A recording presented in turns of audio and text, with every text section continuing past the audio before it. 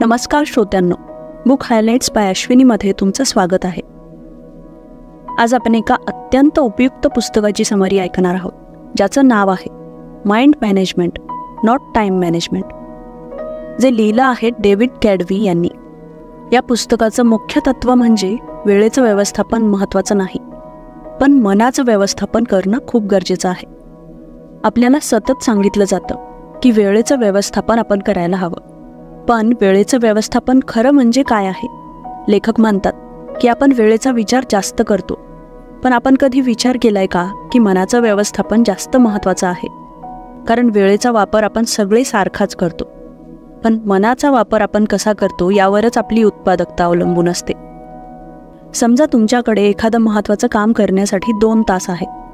जर तुम्ही फक्त वेळेवर लक्ष केंद्रित केलं तर तुमचं काम पूर्ण होईल, पण ते काम किती चांगलं झालं हे तुमच्या मानसिक स्थितीवर अवलंबून असतं. जर मन विचलित असेल तर तुमचे 2 तास काहीच कामाचे नसतील. लेखकाचं म्हणणं आहे की मनाचं व्यवस्थापन करणं म्हणजे आपल्या ऊर्जेचं व्यवस्थापन करणं. म्हणजेच तुम्ही कधी आणि कुठल्या परिस्थितीत सर्वात क्रिएटिव्ह असता हे ओळखणं. प्रत्येक माणसाचं क्रिएटिव्ह असण्याचं वेगळं वेळापत्रक असतं. काही लोक सकाळी क्रिएटिव्ह असतात, काही जण रात्री.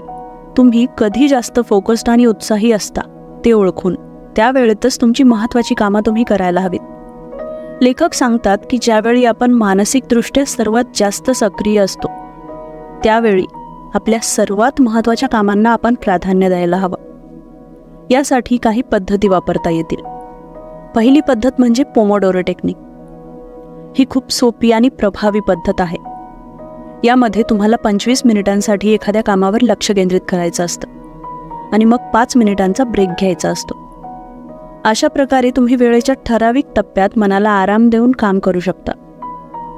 दुसरी पद्धत म्हणजे डीप वर्क. या पद्धतीमध्ये तुम्हाला पूर्णपणे एकाच कामावर फोकस करायचा असतो. कोणत्याही विचलनाशिवाय काम करणं म्हणजे डीप वर्क. यासाठी तुम्हाला तुमचं मन आणि एकाग्रता पूर्णपणे त्या कामावर केंद्रित करावी लागते. जर तुम्हाला एखादा महत्त्वाचा प्रोजेक्ट करायचा असेल तर या डीप वर्क टेक्निकचा वापर करून तुम्ही कमीत कमी वेळेत जास्तीत जास्त क्रिएटिव्ह काम करू शकता.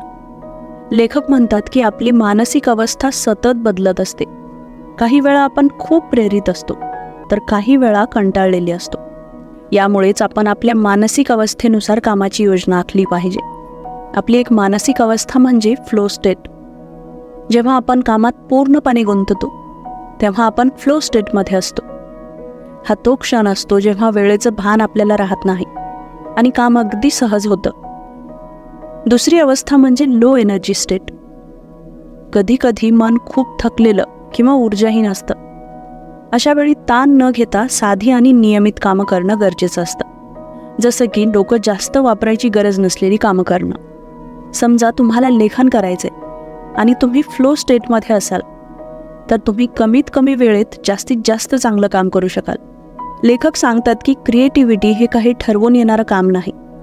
तुम्हाला क्रिएटिव्ह व्हायचं असेल तर त्यासाठी मनाची योग्य तयारी करावी लागते. त्यासाठी पहिली पद्धत म्हणजे सकाळी सुरुवात करा. काही जणांसाठी सकाळ ही सर्वात क्रिएटिव्ह वेळ असते. सकाळी मन फ्रेश असतं आणि कामात आपलं लक्ष लावणं सोपं जातं. दुसरी पद्धत म्हणजे अधूनमधून ब्रेक घ्या. रिसेंट स्टडीज सांगतात की जर तुम्ही मध्येच ब्रेक घेत राहिलात तर तुमची क्रिएटिव्हिटी जास्त वाढते. त्यामुळे कामादरम्यान काही वेळाने ब्रेक घेणं खूप गरजेचं आहे. शेवटी हे पुस्तक आपल्याला वेळेऐवजी मनावर लक्ष केंद्रित करण्याचं महत्त्व सांगतं. वेळ जरी मर्यादित असली तरी आपण आपल्या मनाचं चांगलं व्यवस्थापन करून जास्त चांगल्या प्रकारे काम करू शकतो.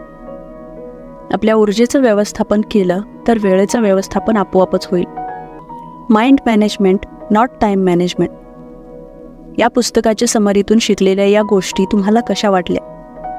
या टेक्निक्सचा वापर करून तुम्ही तुमच्या दिवसाचं व्यवस्थापन कसं करणार हे आम्हाला कमेंटमध्ये नक्की सांगा. आणि जर तुम्हाला अशाच इंटरेस्टिंग आणि उपयोगी बुक समरी ऐकायला आवडत असतील तर आमच्या चॅनलला सबस्क्राईब करा आणि बेल नोटिफिकेशन ऑन करा, जेणेकरून तुमच्या ज्ञानाच्या प्रवासात कधीही खंड पडणार नाही. तुमच्या मनाचं व्यवस्थापन करा आणि वेळ तुमच्यासाठी काम करेल.